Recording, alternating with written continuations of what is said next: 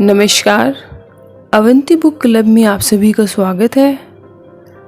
आज सुनते हैं मुंशी प्रेमचंद द्वारा लिखित कहानी सभ्यता का रहस्य। यूं तो मेरी समझ में दुनिया की 1001 बातें नहीं आती। जैसे लोग प्रातःकाल उठते ही बालों पर छुरा क्यों चलाते हैं। क्या अब पुरुषों में इतनी नजाकत आ गई है कि बालों का बोझ उनसे नहीं संभलता।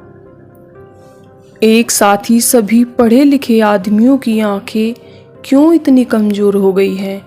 दिमाग की कमज़ोरी ही इसका कारण है या कुछ और। लोग किताबों के पीछे क्यों इतने हैरान होते हैं इत्यादि। लेकिन इस समय मुझे इन बातों से मतलब नहीं।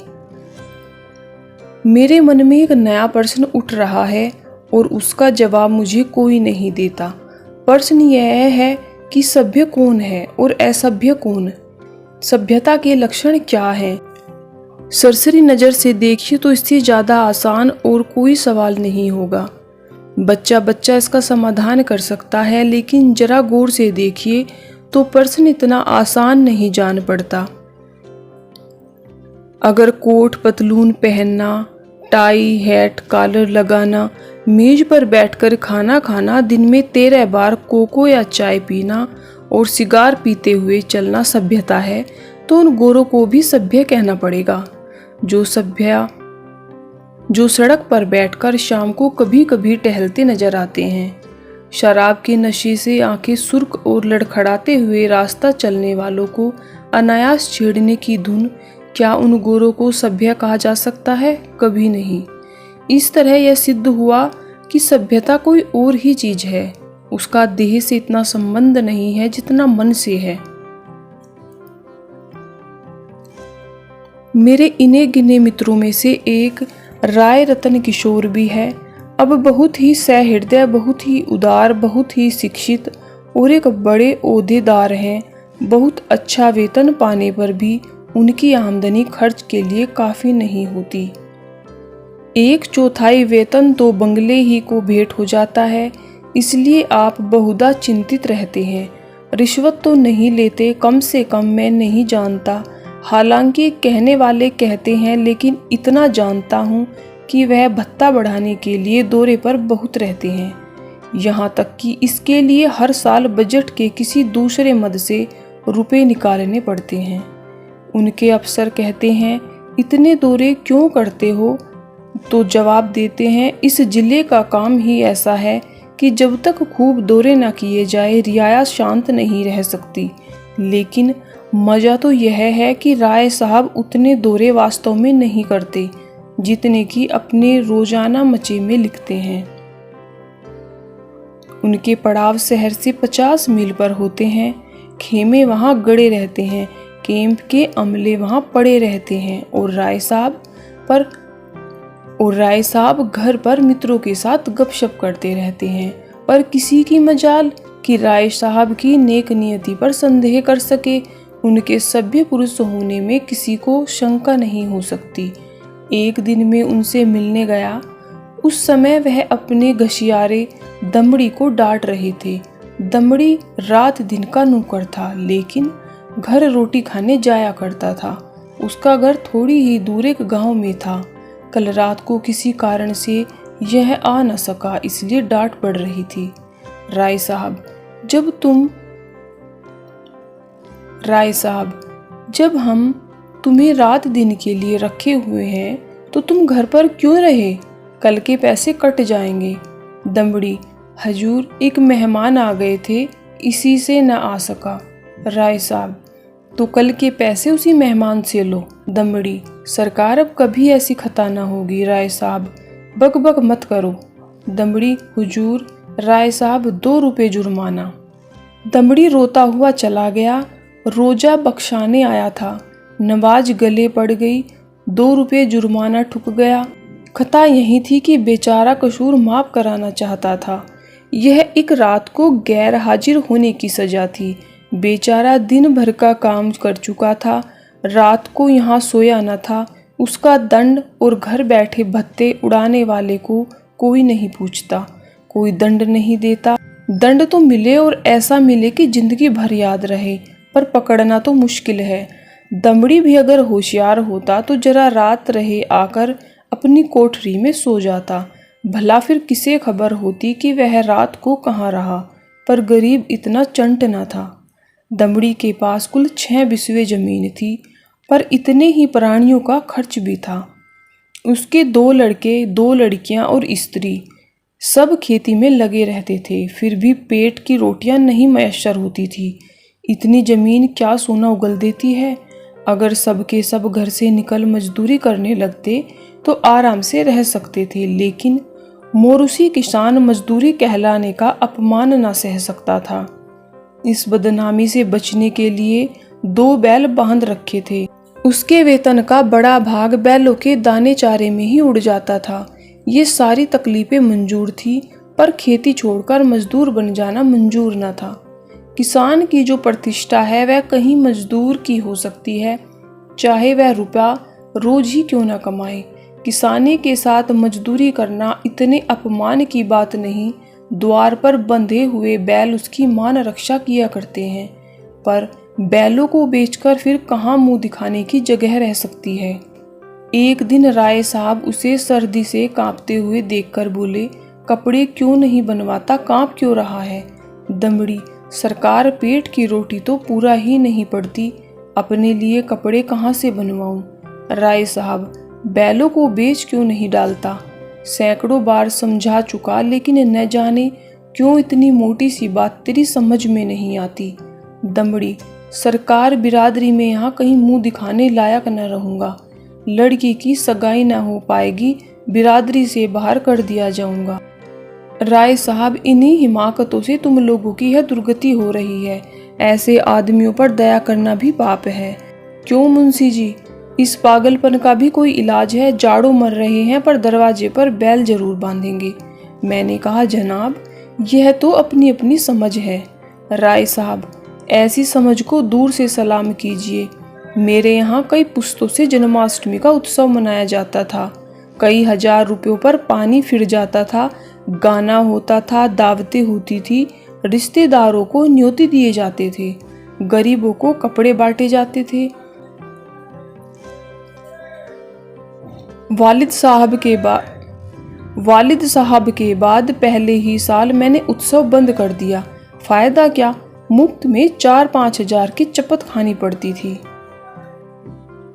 सारे कस्बे में बवेला मच गया, आवाजें कसी गई। किसी ने नास्तिक कहा, किसी ने ईसाई बनवाया, लेकिन यहाँ इन बातों की क्या परवाह। आखिर थोड़े ही दिनों में सारा कोलाहल शांत हो गया।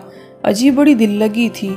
कस्बे में किसी के यहाँ शादी हो, लड़की मुझसे ले, पुश्तों में यह रस्म चली जाती है। वालिद तो दूसरों से दरख्त मोल लेकर इस रस्म को निभाते थे।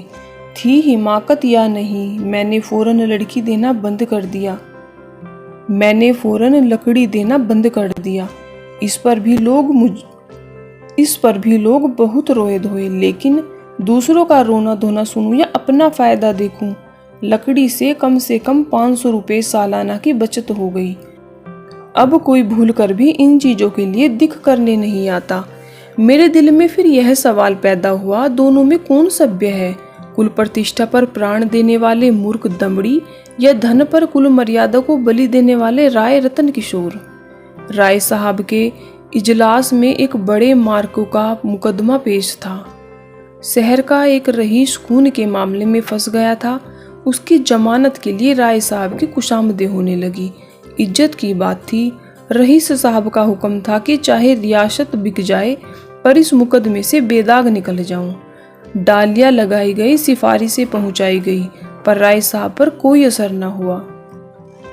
रईस के आदमियों को प्रत्यक्ष रूप से रिश्वत की चर्चा करने की हिम्मत नहीं पड़ती थी। आखिर जब कोई बस न चला तो रईस की स्त्री से मिलकर सौदा पटाने की ठानी। रात के 10 बजे थे। दोनों महिलाओं में बातें होने लगी। 20,000 की बातचीत थी। राय साहब की पत्नी तो इतनी खुश हुई कि उस वक्त राय साहब के पास दौड़ी हुई आई और कहने लगी, ले लो ले लो। राय साहब ने कहा, इतनी बेसब्र न हो, वह तुम्हें अपने दिल में क्या समझेगी। राय साहब ने कहा, इतनी बेसब्र न हो, वह तुम्हें अपने दिल में क्या समझेगी। कुछ अपनी इज्जत का भी ख्याल है या नहीं? माना कि रकम बड़ी है और इससे मैं एक बारगी तुम्हारी आए दिन की फरमाइशों से मुक्त हो जाऊंगा, लेकिन एक सिविलियन की इज्जत भी तो कोई मामूली चीज नहीं है। तुम्हें पहले बिगड़कर कहना चाहिए था कि मुझसे ऐसी बेहुदगी बातचीत करती हो तो यहाँ से चली जाओ। मैं अपने कानों से नहीं सुनना चाहती। स्त्री यह तो मैंने पहले ही किया। बिगड़कर खूब खरी खोटी सुनाई। क्या इतना भी नहीं जानती? बेचारी मेरे पैरों पर सर रखकर रोने लगी। आप यह कहा था कि अगर राय साहब से कहूँगी तो वे मुझे कच्चा ही चबा जाएंगे। यह कहते हुए राय साहब ने गदगद होकर पत्नी को गले लगा लिया। स्त्री: अजी मैं न जाने ऐसी कितनी ही बातें सुन चुकी हूँ। स्त्री: अजी मैं न जाने ऐसी कितनी ही बातें कह चुकी हूँ, लेकिन किसी तरह टाले नहीं टलती, रो रो कर जान दे रही है। राय साहब: उससे वादा तो नहीं कर लिया? स्त्री: वादा? मैं रुपए लेकर संदूक में रखाई नोट थे। राय साहब: कितनी जबरदस्त अहमक हो, न मालूम ईश्वर तुम्हें कभी समझ भी देगा या नहीं। स्त्री: अब क्या देगा, देना होता तो दे दी होती। राय साहब: हाँ मालूम तो ऐसा ही होता है। मुझसे कहा तक नहीं और रुपए लेकर संदूक में दाखिल कर दिए। अगर किसी तरह बात खुल जाए तो कहीं का न रहूंगा। स्त्री: तो खूब अच्छी तरह सोच लो, अगर कुछ गड़बड़ हो तो मैं जाकर रुपए लौटा दूं। राय साहब: फिर वही हिमाकत। अरे अब तो जो कुछ होना था हो चुका। ईश्वर पर भरोसा करके जमानत लेनी पड़ेगी, लेकिन तुम्हारी हिमाकत में शक नहीं। जानती हो यह सांप के मुंह में उंगलियां डालना है। यह भी जानती हो कि मुझे ऐसी बातों से कितनी नफरत है, फिर भी बेसब्र हो जाती हो। अब की बार तुम्हारी हिमाकत से मेरा व्रत टूट रहा है। मैंने दिल में ठान लिया था कि अब इस मामले में हाथ न डालूंगा, लेकिन तुम्हारी हिमाकत के मारे जब मेरी कुछ चलने पर पाए। स्त्री: मैं जाकर लौटाए देती हूँ। राय साहब: और मैं जाकर जहर खा लेता हूँ। इधर तो स्त्री पुरुष में यह अभिनय हो रहा था, उधर दमड़ी उसी वक्त अपने गांव के मुखिया के खेत में ज्वार काट रहा था। आज वह रात भर की छुट्टी लेकर घर गया था। बैलों के लिए चारे का एक तिनका भी नहीं है। अभी वेतन मिलने में कई दिन की देर थी, मोल ले न सकता था। घर वालों ने दिन में कुछ घास छीलकर खिलाई थी, लेकिन ऊंट के मुंह में जीरा, उतनी घास से क्या हो सकता था। दोनों बैल भूखे खड़े थे। दमड़ी को देखते ही दोनों पूंछें खड़ी करके हुंकारने लगे। जब वह पास गया तो दोनों उसकी हथेलियां चाटने लगे। बेचारा दमड़ी मन महसूस कर रह गया। उसने मन में सोचा, इस वक्त तो कुछ हो ही नहीं सकता, सवेरे किसी से कुछ उधार लेकर चारा लाऊंगा। लेकिन जब 11 बजे रात उसकी आंखें खुली तो देखा कि दोनों बैल अभी तक नांद पर खड़े हैं। चांदनी रात थी। दमड़ी को जान पड़ा कि दोनों उसी की ओर अपेक्षा और याचना की दृष्टि से देख रहे हैं। उनकी सुधा वेदना देखकर उसकी आंखें सजल हो आई। किसान को अपने बैल अपने लड़कों की तरह प्यारे होते हैं। वह उन्हें पशु नहीं, अपना मित्र और सहायक समझता है। बैलों को भूखे खड़े देखकर नींद आंखों से भाग गई। दमड़ी कुछ सोचता हुआ उठा, हंसियां निकाली और चारे की फिक्र में चला। गांव के बाहर बाजरे और ज्वार के खेत खड़े थे। दमड़ी के हाथ बुरी तरह कांपने लगे, लेकिन बैलों की याद ने उसे उत्तेजित कर दिया। वह चाहता तो कई बोझ काट सकता था, लेकिन वह चोरी करते हुए भी चोर न था। उसने केवल उतना ही चारा काटा जितना बैलों को रात भर के लिए काफी हो। उसने सोचा, अगर किसी ने देख भी लिया तो उससे कह दूंगा बैल भूखे थे इसलिए काट लिया। उसे विश्वास था कि थोड़े से चारे के लिए कोई मुझे पकड़ नहीं सकता। मैं कुछ बेचने के लिए तो काट नहीं रहा हूँ, फिर ऐसी निर्दयी कौन है जो मुझे पकड़ ले। बहुत करेगा, अपने दाम ले लेगा। उसे बहुत कुछ सोचा। चारे का थोड़ा होना ही उसे चोरी के अपराध से बचाने के लिए काफी था। चोर उतना काटता जितना उससे उठ सकता। उसे किसी के फायदे और नुकसान से क्या मतलब। गांव के लोग दमड़ी को चारा लिए जाते देखकर बिगड़ते जरूर, पर कोई चोरी के इल्जाम में न फंसाया। गांव के लोग दमड़ी को चारा लिए जाते देखकर बिगड़ते जरूर, पर कोई चोरी के इल्जाम में न फंसाता। लेकिन संयोग से हल्के के थाने का सिपाही उधर आ निकला। वह पड़ोस के एक बनिए के यहाँ जुआ होने की खबर पाकर कुछ ऐंठने की तो में आया था। वह पड़ोस के एक बनिए के यहाँ जुए के होने की खबर पाकर कुछ ऐंठने की टोह में आया था। दमड़ी को चारा सिर पर उठाते देखा तो सिपाही को संदेह हुआ, इतनी रात गए कौन चारा काटता है, हो न हो कोई चोरी से काट रहा है। वह डांट कर बोला, कौन चारा लिए जाता है, खड़ा रहे। दमड़ी ने चौंक कर पीछे देखा तो पुलिस का सिपाही, उसके हाथ पैर फूल गए। दमड़ी ने चौंक कर पीछे देखा तो पुलिस का सिपाही, उसके हाथ पैर फूल गए। वह कांपते हुए बोला, हजूर थोड़ा सा ही काटा है, देख लीजिए। सिपाही, थोड़ा काटा हो या बहुत, है तो चोरी, खेत किसका है? दमड़ी, बलदेव महती का। सिपाही ने समझा था शिकार फंसा, इससे कुछ ऐंठेगा, लेकिन वहां क्या रखा था पकड़कर गांव में ले आया, और जब वहां भी कुछ हत्थे चढ़ता ना दिखाई दिया तो थाने ले गया। थानेदार ने चालान कर दिया। मुकदमा राय